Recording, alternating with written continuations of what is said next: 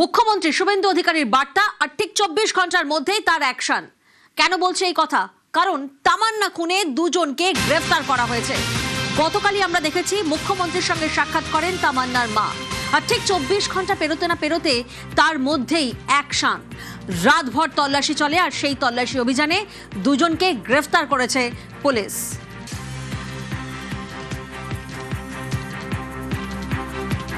চব্বিশ ঘন্টাতেই অ্যাকশন। গতকালই আমরা দেখেছি মুখ্যমন্ত্রীর সঙ্গে সাক্ষাৎ করে তামান্নার মা দেখা করেন, এবং তামান্নার মায়ের দেখা করার পরেই ঠিক 24 ঘন্টা কাটতে না কাটতেই অ্যাকশন।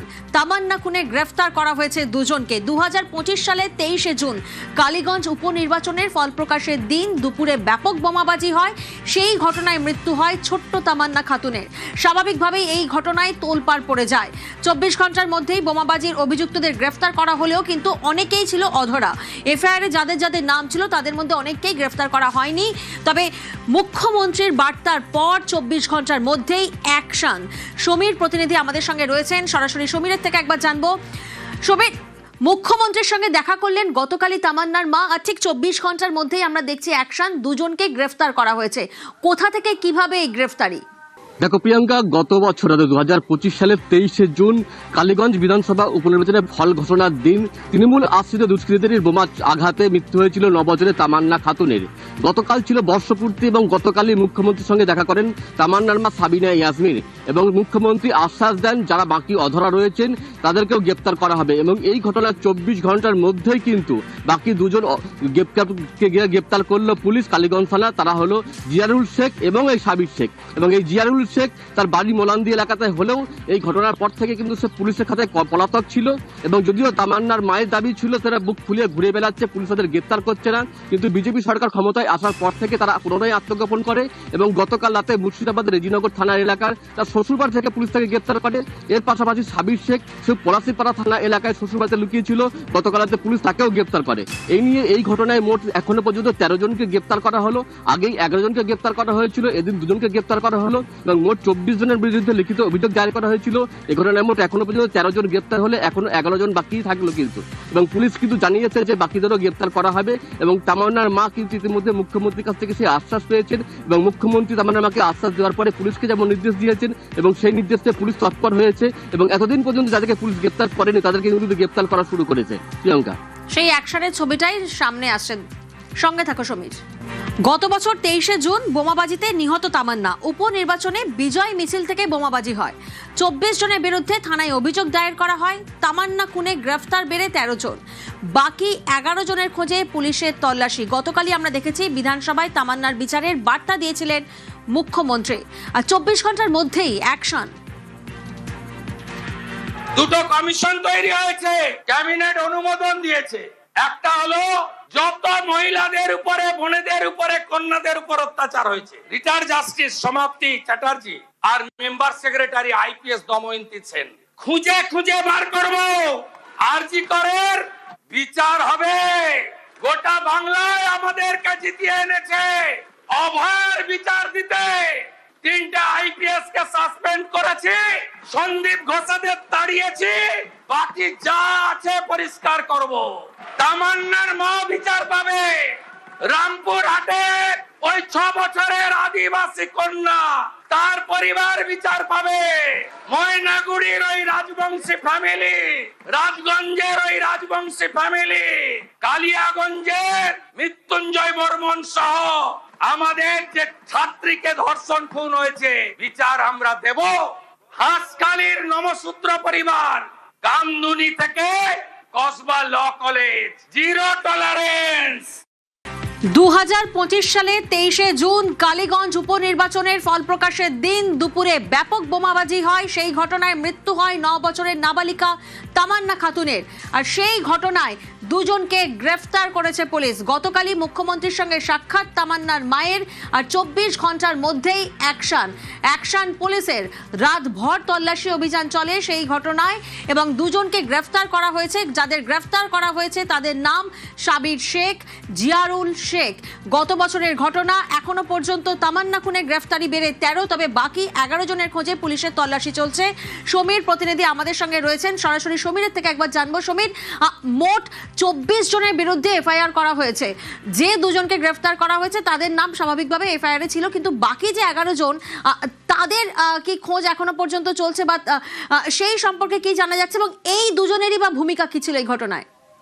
তামান্নার মা সামিরা ইয়াসমিন তিনি অভিযোগ করেছিলেন 24 জনের বিরুদ্ধে এবং ঘটনা ঘটার কয়েকদিনের মধ্যে 10 জনকে পুলিশ গ্রেপ্তার করে, কিন্তু বাকি 14 জনকে পুলিশ তখনও পর্যন্ত গ্রেপ্তার করছিল না। যদিও তামান্নার মা সামিরা ইয়াসমিনের অভিযোগ ছিল এই যে বাকি 14 জন পুলিশের খাতায় তারা অধরা বা পলাতক থাকলেও এলাকায় কিন্তু তারা বুক ফুলে ঘুরে বেড়াচ্ছিল, তাদেরকে হুমকি দিচ্ছিল। কিন্তু কেন তাদের পুলিশ গ্রেপ্তার করেনি? কারণ এই যে 14 জন তারা কিন্তু তৃণমূল আশ্রিত দুষ্কৃতী এবং সেই সময় তৃণমূল সরকার ক্ষমতায় ছিল এবং কালীগঞ্জ বিধানসভার উপনির্বাচনে তৃণমূলের প্রার্থী জয়ী হয়েছিলেন। সেই কারণে হয়তো পুলিশ কোনো প্রভাবের ফলে তাদেরকে গ্রেপ্তার করেনি, এমনটা কিন্তু অভিযোগ করছিলেন তামান্নার মা। এবং বারংবার কিন্তু সাবিনা ইয়াসমিন পুলিশ সুপারের দ্বারস্থ হয়েছিলেন, কিন্তু তা সত্ত্বেও তাদেরকে গ্রেপ্তার করা হয়নি। যদিও চার্জশিট দাখিলের পর একজনকে গ্রেপ্তার করা হয়, মোট 11 জনকে গ্রেপ্তার করা হয়েছিল, কিন্তু তা সত্ত্বেও বাকি যারা 13 জন ছিল অধরা তাদেরকে পুলিশ গ্রেপ্তার করতে অনীহা প্রকাশ করছিল। তারা কিন্তু এলাকায় বুক ফুলে ঘুরে বেড়াচ্ছিল। কিন্তু এই প্রেক্ষাপট বদলে যায় বিজেপি সরকার ক্ষমতায় আসার পরেই। কারণ বিজেপি সরকার ক্ষমতায় আসার পরে এই যে 13 জন অধরা ছিল তারা কিন্তু পুনরায় গা ঢাকা দেয় এবং তামান্নার মা পুনরায় পুলিশ সুপারের দ্বারস্থ হন। সেই খবর পৌঁছে যায় শুভেন্দু অধিকারীর কাছে, মুখ্যমন্ত্রীর কাছে। মুখ্যমন্ত্রী তাদেরকে ডেকে পাঠান, গতকাল তার সঙ্গে কথা বলেন। কথা বলার পরে কিন্তু পুলিশ সুপারকে নির্দেশ দেন তৎপর হওয়ার জন্য এবং তামান্নার মাকেও আশ্বাস দেন এবং এই তৎপরতা আশ্বাস পাওয়ার পরে কিন্তু পুলিশ সুপারের নির্দেশ পাওয়ার পরে কিন্তু পুলিশ তৎপর হয় এবং গতকাল রাতে এই যে বাকি দুজন অধরা ছিল সাবির শেখ এবং জিয়ারুল শেখ তারা শ্বশুর বাড়িতে আত্মগোপন করেছিল এবং সেখান থেকে গতকাল তাদেরকে পুলিশ গ্রেফতার করে নিয়ে আসে। আত্মগোপনের পরেও হলো না শেষ রক্ষা। দীর্ঘদিন পেরিয়ে গেছিল, সকল অভিযুক্ত গ্রেফতার না হওয়ায় পুলিশের বিরুদ্ধে গাফিলতির অভিযোগ তুলেছিলেন মৃতার মা। গতকাল মুখ্যমন্ত্রীর সঙ্গে দেখা করেন তামান্নার মা, বৈঠকেই মিলেছিল আশ্বাস, আর সেই মতো 24 ঘন্টার মধ্যেই অ্যাকশন। আজকে আমি বিচারের দাবিতে এসেছিলাম মুখ্যমন্ত্রীর কাছে, উনি বিচার দেবেন এই আশ্বস্তই করলেন। 24 জনেরও বিচার দেবেন সেই আশায় দিয়েছেন উনি। হ্যাঁ, ভরসা রাখছি। 24 ঘন্টার মধ্যেই অ্যাকশন। শুরুতেই আপনাদেরকে বললাম, একদিকে আপনাদেরকে দেখালাম তামান্না খুনে দুজনকে গ্রেফতার করা হয়েছে, অন্যদিকে কাকদ্বীপের দেবু দাস খুনে গ্রেফতার করা হয়েছে 10 জনকে। সিপিআইএম কর্মী দেবু দাস ও তাঁর স্ত্রীর খুনে গ্রেফতার 10। গতকালই মুখ্যমন্ত্রীর সঙ্গে সাক্ষাৎ নিহত দম্পতির ছেলে, আর 24 ঘন্টার মধ্যেই অ্যাকশন। অমিত প্রতিনিধি আমাদের সঙ্গে রয়েছেন। অমিত, যে 10 জনকে গ্রেফতার করা হয়েছে, কোথা থেকে কিভাবে এই গ্রেফতারি, কোথায় আত্মগোপন করেছিলেন তারা? প্রথমেই জানিয়ে রাখবো যে গতকালই দেবপ্রসাদ দাস এবং তার স্ত্রী উষারণী দাসের ছেলে দীপঙ্কর দাস মুখ্যমন্ত্রী শুভেন্দু অধিকারীর সঙ্গে দেখা করেছিলেন এবং 2018 সালে তার বাবা মাকে জীবন্ত পুড়িয়ে মারার যে ঘটনা পুরোটা বিস্তারিতভাবে তার মুখ্যমন্ত্রীর কাছে তিনি জানিয়েছিলেন এবং মুখ্যমন্ত্রী আশ্বস্ত করেছিলেন যে যারা এই খুনের ঘটনার সঙ্গে যুক্ত তাদেরকে গ্রেফতার করা হবে।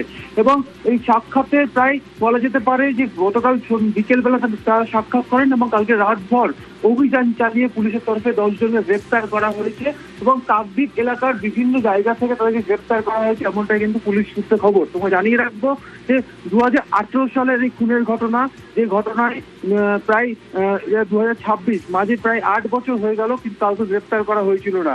গতকাল মুখ্যমন্ত্রীর সঙ্গে দেখা করা, তারপর তারা গিয়ে দেখা করেছিলেন হচ্ছে রাজ্য পুলিশের ডিজির সঙ্গে এবং ডিজি তাদেরকে আশ্বস্ত করেছেন যে পুলিশের তরফে সব রকম ব্যবস্থা নেওয়া হবে এবং ডিজি এবং তারা ভবন থেকে বেরিয়েছে সন্ধ্যে 7:30টার সময় এবং রাতেই এই গ্রেফতারি হয়েছে। অর্থাৎ মুখ্যমন্ত্রীর সঙ্গে সাক্ষাৎ করার ঘণ্টাখানেকের মধ্যেই কিন্তু অ্যাকশন নেওয়া হয়েছে পুলিশের তরফে, এমনটাই বলা যেতে পারে। এবং পুলিশ সূত্রে দাবি করা হচ্ছে এই খুনের ঘটনায় যে যারা এফআইআর নেম ছিল, অর্থাৎ অশোক মন্ডল, চন্দন গিরি, মেঘনাথ দুকা ডাকুয়া, মহাদেব কান্ডার, নিকুঞ্জন নস্কর, শিবপ্রসাদ মন্ডল, অমিত মন্ডল, গোকুল জানা, নয়ন চন্দ্র পাল এবং শেখ মনিরুল, যে 10 জনের নামে এফআইআর করা হয়েছিল বা অভিযোগ ছিল, 10 জনকে গ্রেপ্তার করা হয়েছে কাকদ্বীপ এবং কাকদ্বীপ সংলগ্ন ওই এলাকা থেকে, এমনটা কিন্তু পুলিশ সূত্রে খবর।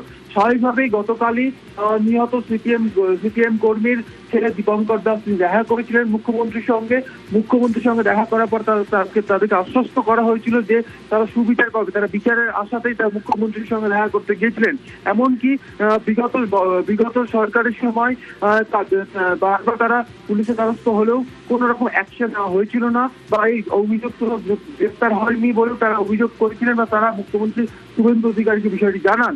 এরপরই শুভেন্দু অধিকারী তাদেরকে ভবানী ভবনে ডিজি রাজ্য পুলিশের ডিজি সিদ্ধার্থ গুপ্তার সঙ্গে তাদের অ্যাপয়েন্টমেন্ট ঠিক করে দেওয়া হয়, এবং তারা অ্যাসেম্বলি বা বিধানসভা থেকে বেরিয়ে তারা পৌঁছে গিয়েছিলেন ভবানী ভবনে, এবং রাজ্য পুলিশের ডিজির সঙ্গে তারা দেখা করেন। দেখা করে বিস্তারিতভাবে তারা যে বিচার পাননি, তাদের পরিবারের সঙ্গে কি হয়েছিল সমস্তটা জানান। এরপরই কালকে রাতেই পুলিশের তরফে 10 জনকে গ্রেপ্তার